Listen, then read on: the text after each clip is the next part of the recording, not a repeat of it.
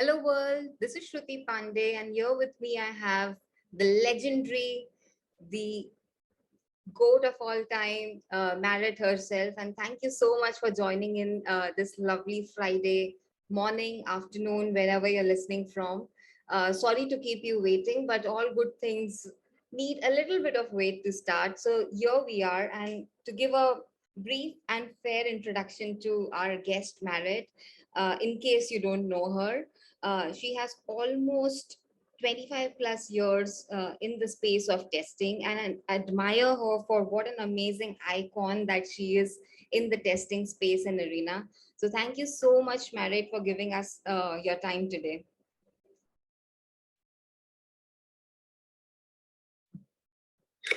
You're welcome. Yeah, I'm kind of wondering about LinkedIn Learning. I can't unlearn this LinkedIn, whatever this was called. I can't unlearn this because I have never been here before. So I'm looking at someone raising their hand and like, what's going on? What can we do with this one? You don't worry about all of that logistics. I'll take care of it because I want you to focus on the subject that we have today in consideration, right? And I would really get, maybe if required, people to ask their questions. Maybe you can put it in the comment section. I'm monitoring that as well. And if required, we can take them on the same table as us. But first, I would like to hear a little something from you, right, Maaret? Because the way we started about this discussion around testing and how testing should be taught or learned and stuff like that. But the most important thing with respect to testing is we do need to understand that there's so much really in the testing space that has changed, right, with respect to technology, the landscape, the mentality as well, from the people. So I really have two very big pointers from what I see happening in India and for the past 10, 11 years of my testing life and work experience. But I would really like you to start off this unlearn, and what to unlearn really when we start our testing career journey, or maybe when we start testing in our workplace really. So I'm probably going to surprise you a little bit here right now. Let's do But this. I know you're fine with this one, and we can kind of go back to this conversation. But what I was kind of thinking we would be doing is mapping our mutual understanding around what are the things we should unlearn. Yeah. I haven't really thought about those things yet much. I have an empty canvas that I was thinking we would be filling today. Yeah. So now I can't share that canvas with this audience, with this tool, with this setup. So I'm kind of also noticing that one of the things, that we need to figure out somehow is how we kind of like get people to start on the same level. Or maybe also one of the things is, then becoming kind of like in the moment, thinking about what would you do when things are not what you expect those to do. And this really reminds me of many of the testing projects and exploratory testing in those in that sense. Yeah, no, But I absolutely yeah, respect you because I have come from the same thought process as well. Because if we come with all the baggage and thinking from the past, how are we going to unlearn? But as the moment went live, there were two things that just popped in my head. So I wanted to be honest in saying that, yeah, two things are coming to my head right now, but I'll just stop and listen to you what you're saying, because absolutely there's no point in starting a conversation about unlearn if we again come with biases, prejudices, and stuff that we have already, how people are like these days when they plan stuff and come with an agenda and a roadmap and a slideshow or a PPT, but I really have none. And I think the same goes with you. So, yeah, what is coming in your head right now? What are you thinking, Maaret, really, when we say unlearn? so I'm thinking that they can't be unlearning, first of all, without learning first. So there must be kind of like some kind of like a process of, like you learn something, you recognize that what you have learned is somehow off. You need to unlearn that. Right. And there's probably then some kind of also like, well, maybe relearning of the thing that you needed to unlearn. And I'm kind of trying to figure out in my head right now, just that I know that there's these paradigm shifts that we talk about like almost every single day when I have a conversation with someone on testing, like how things are different. What are the things that we should talk about and learn to think about differently? And all those kind of creating us these new mental models. But again, kind of how would you share that with a group of people who come from very different backgrounds? That's something that really kind of puzzles me right now. Yeah. Wow. Yeah, absolutely. Absolutely. And when you say this, just trying to understand, your perspective here, when you say this, does it also mean that testing is really broad, right? In the sense that my team would be literally geographically also distributed. Not that it doesn't happen in case of development, but in most cases of testing, I've seen that I may have a project coordinator who is on site somewhere in US and my team exactly is in Mumbai. So do you also mean about these geographical constraints, or what No, exactly? it's more on kind of like, we've already compared some of our Yeah, yeah, experiences. yeah, There's a lot of similarity, but there's absolutely. also some essential differences. Hmm. Hmm. Like uh, the experiences that I end up having living here in Finland are probably going to be different than some of the experiences that people have in India. Like, for example, Yeah. we talked about this idea of testers not being respected. Oh yeah. Yes, that's a big one. Yes. And I think to some extent, I think, especially looking at things, how they have evolved over 25 years in Finland, Yeah. I think to some extent we are telling this story that we are not respected. And that's why when we tell this story, we teach it all to all the new people who come to the industry, which then makes them notice every single symptom of maybe we were not, respected, Hmm. which makes them kind of then step out and apologize in everyday situations. Hmm. And when they're apologetic and kind of like feel like they're just in the service of everyone else and they are not worth the same thing as the rest of them, then they start behaving as if, they need to always make space for the others. And they don't take kind of like, the space of saying, I'm seeing these problems, I'm having this important information, I'm providing a relevant service, whether it is with programming or without programming. Hmm. And they kind of like, it becomes like a self-fulfilling prophecy. Yeah. Does that make sense to you? Absolutely. Absolutely. It does. In fact, it reminds me of two maybe different looking things but very similar in nature, because I see a lot many times, especially a girl child or a female employee also feels or undergoes the same situation. I'm sorry to bring gender into this situation, but I mean, I've seen so many females coming to me for, how do we talk, how do we feel confident about, our workspace and stuff like that. And it doesn't matter if they are in a support role, in testing role, in development role, whatever that might be. But it's really what you said. I'm not even sure if that, and it's not gender specific. I know for testing it's not gender specific, but this thing happens so much that you always feel like, okay, should I be even saying what I have in my mind, because I'm just not respected. And I think that there are literally two things which I see happening in India with respect to this, and which I had in my mind also when I clicked that go live button for us today on the LinkedIn Live, which is, it is assumed that if it's a female in India in a testing team, she's only supposed to be doing manual testing because that's what she's good enough. And the other thing is testing even a real job? So the whole the problem and the dynamics and the stigma and the root cause of the problem starts from there.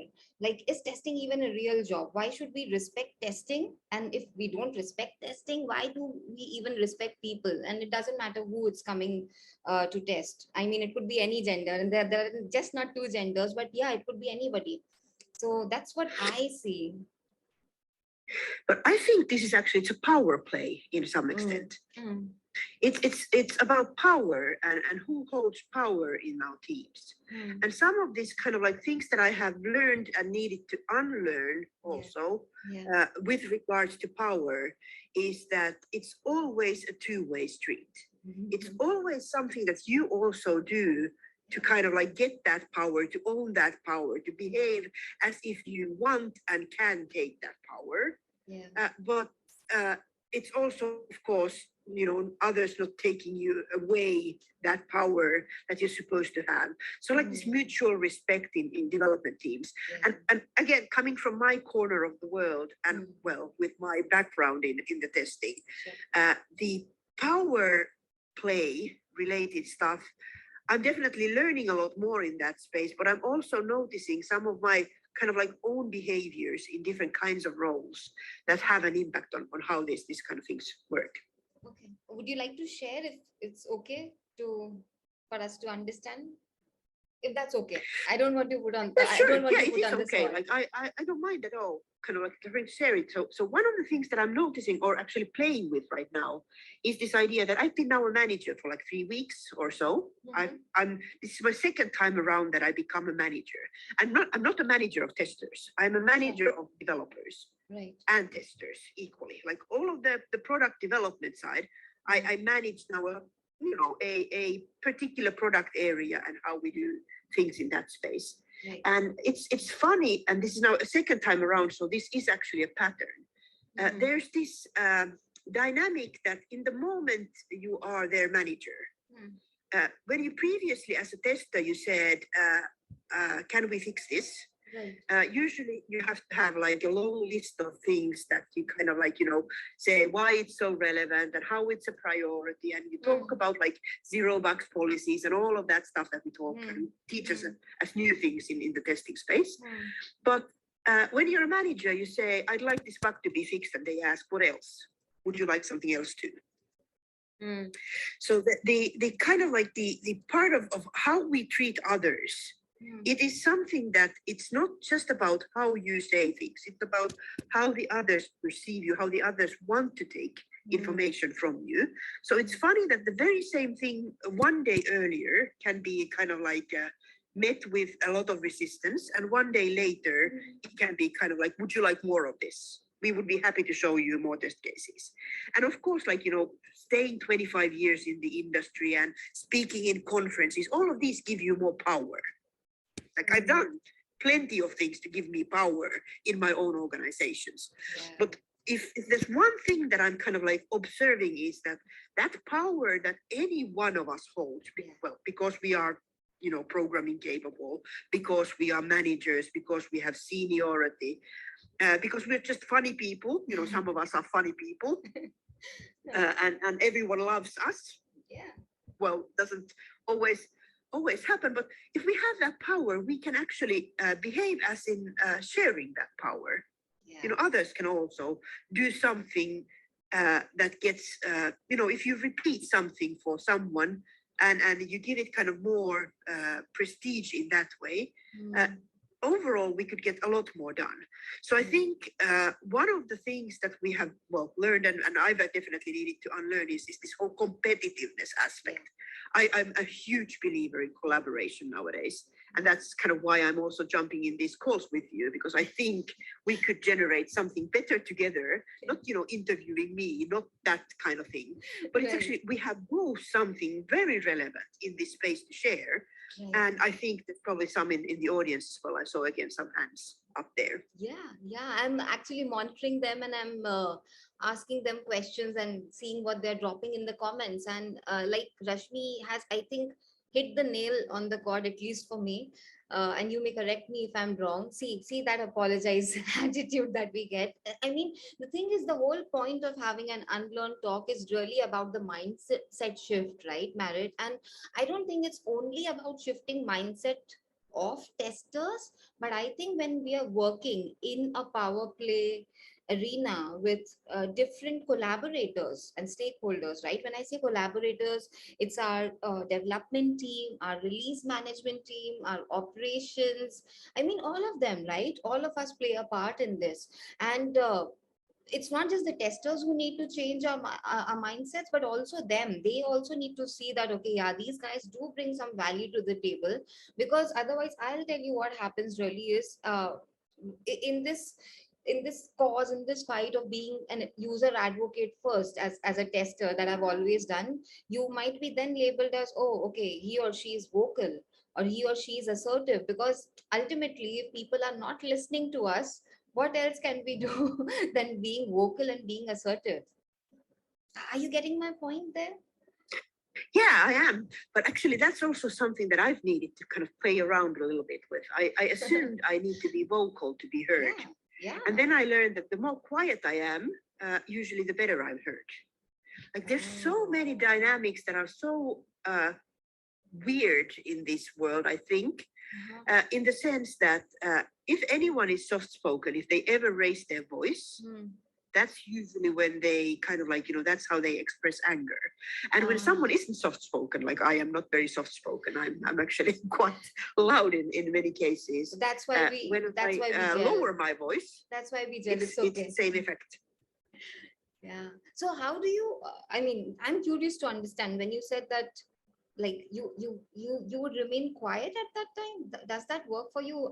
It doesn't work for me. I can't stay quiet. I mean, if I see something going wrong, I have to talk about it. I mean, I'm being paid for that thing, right? I'm being asked to do my job, and if I don't speak, how am I going to solve a problem being quiet?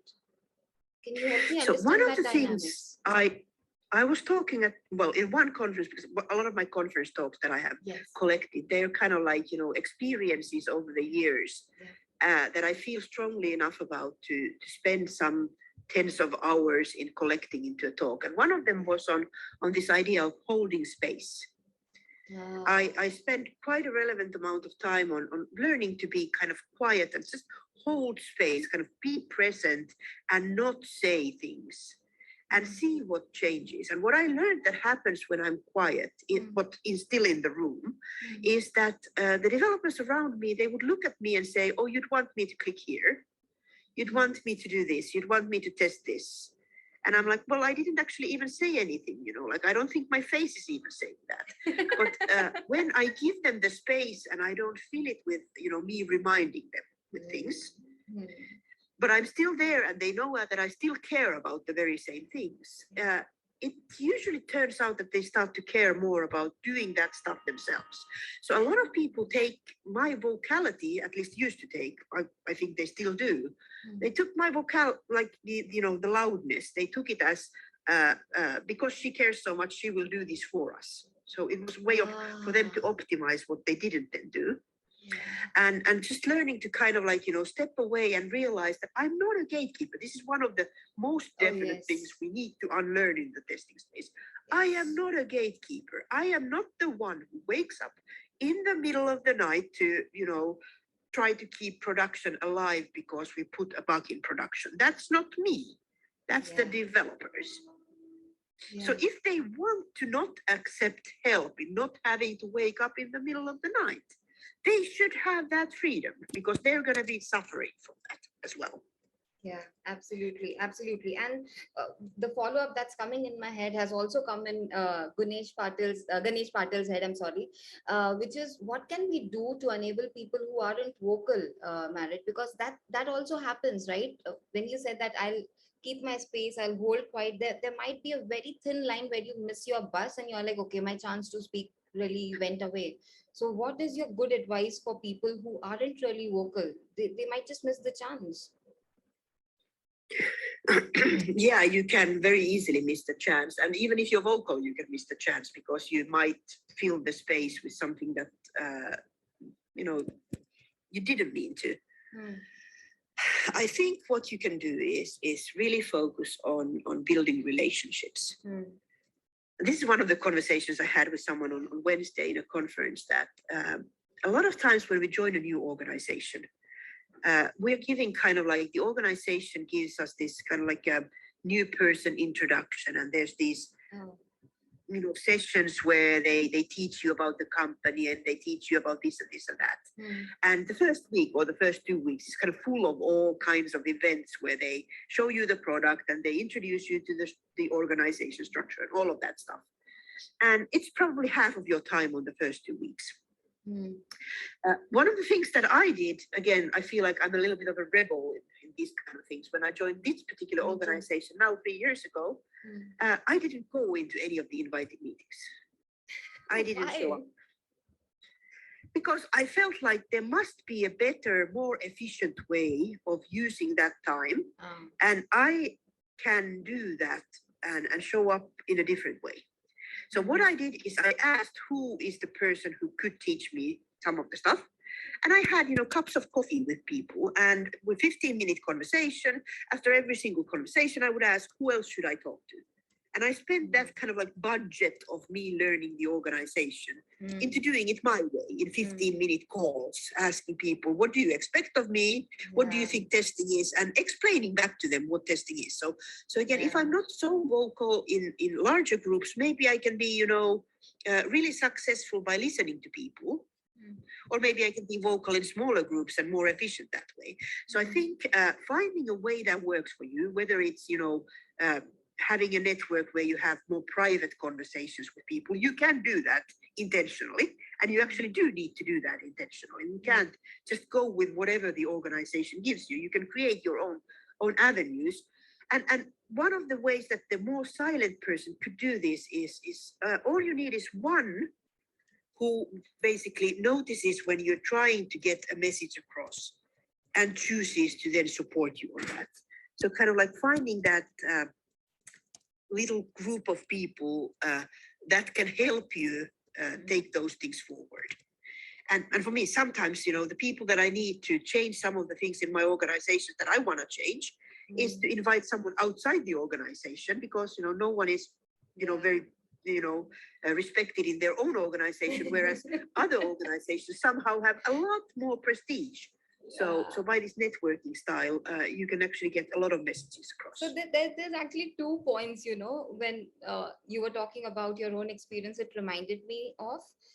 One is really on the lines of, getting to know people, understanding their work style, what's going on in the project, because I have done this too, and I can't fathom the fact that, and it's so uncanny and spooky that we are so similar in our personalities and our work cultures and work ethics, really, Maaret, and I'm so honored right now in saying this.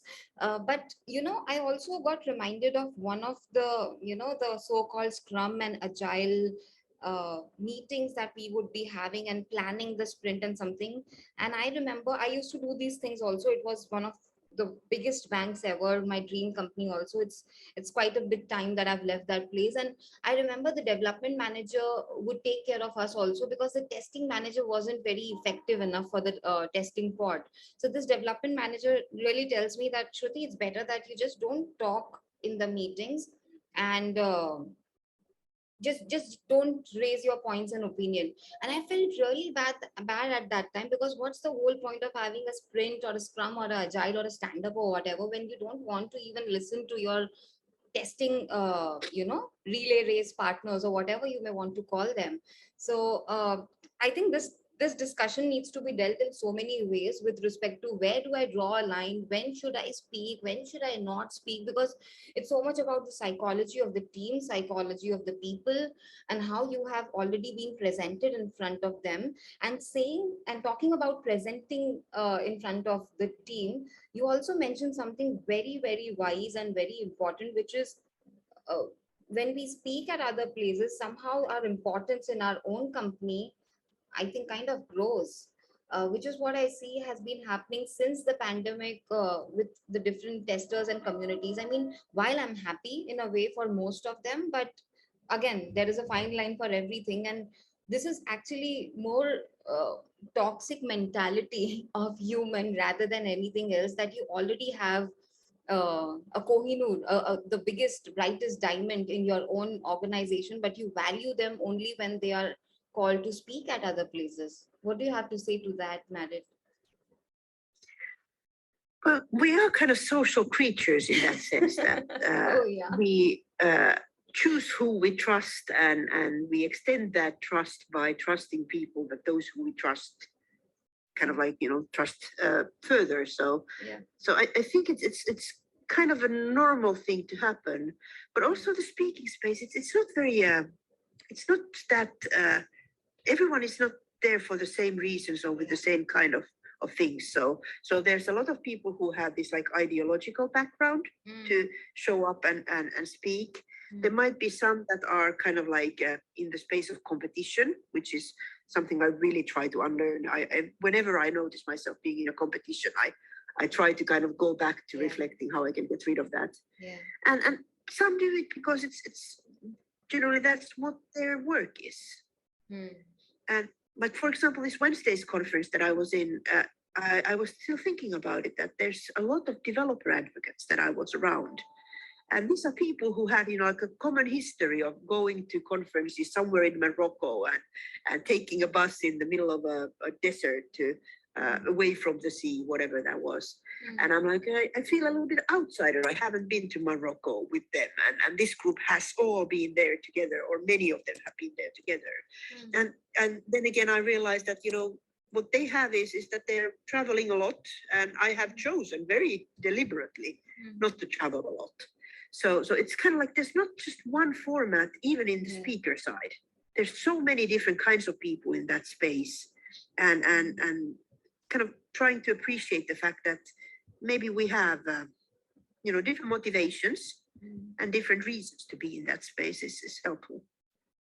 Makes sense. So just being mindful of the time of so many people who are listening to us right now.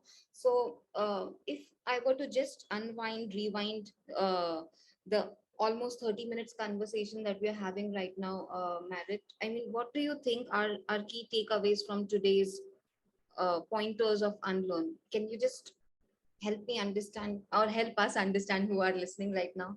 What all things that you were thinking or we were talking about, do you think there are like pointers which we can have as takeaways for people who are listening to us? So on things that we have talked about, at least so far, on what to unlearn is the gatekeeper mentality. Yep. We've talked about, unlearning competition. Yep. We've talked about unlearning power play and power related stuff. We've actually talked very little about the other things, in particular in testing world, that we would need to unlearn. Yeah. It's been a lot on the mindset side. So maybe we could, try going also still in the space of some of the other types of things to unlearn. Yeah.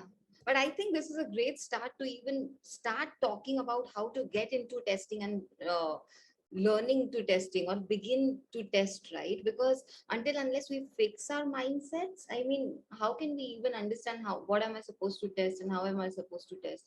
I think it goes for the same thing as coding or development, right? Learning testing? I know, I'm talking about the mindset, right? I mean, unless I definitely get your point that we hardly touched on any of the testing aspects, but whatever we talked about was, the things that we see as testers and the lives that we lead, which is why in the first place, we need to unlearn some of those. For me, I would call it a prejudice or a bias or bringing some mindset shift in the testers as well as the testing teams, and then to the broader group, right, where the testing pod or testing teams sit in.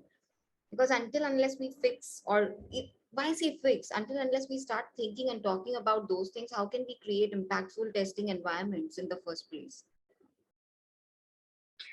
Yeah, so again, I'm really uncomfortable generally nowadays with the concept of mindset and thinking that testers have somehow a special mindset, especially since I've been interviewing a lot of testers in the last 6 months. And I think most of those testers lack the mindset that I would look for in someone like that. And many of the developers have that mindset. So I think this might be one of those things that I think we're maybe overemphasizing in the space of testing, on kind of like how special we are with our mindset. There's definitely a service that testers are providing in the teams and a focus on things that I do think is relevant, but I'm not sure if it's a mindset thing as much compared to the developers, but it's more like kind of what you center your time on. Like it's an active choice. It's not so much of a mindset thing, or like, you were born with being like this, or you learned to behave like this. But it's more like you are given a responsibility, and you understand what that responsibility is, which is results in testing, meaning making those invisible bugs visible so that we can have good conversations around Yeah. information we didn't have before. Yeah. So you kind of center around that, and when you center around that, you make sure that you clean your own home Yeah. before you go to somebody else's home. Like, you can always go somewhere else too, but you need to take care of the center of your work first. And usually we do a little bit better. It's not so much of a mindset thing. It's more like that's how generally people are. When you know what is the center of your work, what's the value that you should be providing, then you're able to do that better. And I think to some extent, this center has been shifting, or it has been diluting, maybe I would even use that word, especially with automation, which is what I see in the recruiting space. Yeah. That people who have gone into programming for testing system purposes Yeah. have forgotten why we create the testing systems, because there's so much struggle in learning some of the tech stuff in that space, Yeah. that the center has shifted from the results to the tools. And we have the exact same, misplacement in the developer space as well. Oh, Like, God. no matter what the system is, what we're trying to create, we have that kind of like the people who love the technology so much that they can never get any solutions out because they just keep taking new tech in. I absolutely love this point that you brought in as an icing on the cake, Maaret, because it speaks volumes about, what is exactly happening in the whole scenario. And when I probably say mindset in a general human term, right? It's a human terminology when we say mindset. But when we just, go about shouting from the top of houses saying that, oh, mindset and testers is something else, and try to just make them an alienated entity, we are just adding to the problem, because we are already treated as an alienated entity. And the more distance we create between us and the development and the other teams, it is not going to solve any problem, is how I look at it. And when I say mindset, it's really about testing is also a part of all of us. Testing is not that only the QA, the automation, or the manual tester is responsible. Yes, we are responsible because that comes in our JD, but quality assurance, or being a user advocate, should be a big thing for the entire team, for the entire company, because that's how your product is going to sell or not sell, or liked or not liked by the users, or the end customers really in the first place. So absolutely love this. I mean, there were so many amazing points, and I see so many of the fellow testers appreciating this talk. And I don't really want to end this, but I'm just being mindful of the time of not just us, but to the many, many folks who are listening to us, Maaret. Any parting away thoughts? Because I don't think this session should end. We need to be talking about more stuff. There is so much more to unlearn. And what you mentioned in literally the last bit of everything you spoke, in my head there was only one disclaimer that was coming every time. It was like, yeah, that is what exactly is unlearn, that is what exactly is meant by unlearn. So any parting away thoughts before we, I think we need to come up with one more session at least of something like this. Yeah, we probably need to do some kind of like the workshopy type of thing that I had in mind, and then kind of like have the conversation around that when we bring in everyone else, because it would be lovely for, like, I do a lot of these kind of like, visual representations of a two-person conversation, and then sharing that to the world. I think we should try that as the next time. Okay. Next time. So you show up and I hold the space, my style, just the two of us, and then we'll bring the others in as well. Sure. Absolutely. The only thing I am concerned about when doing these stuff is just the logistic part. Otherwise, nothing else is a problem. So whatever you say, let's just work on it, how to get on the two-person conversation that you're talking about, because that's exactly what we're doing right now. But I want to see your style and see how we can get these conversations rolling into, the mindset of humans out there who are listening to us.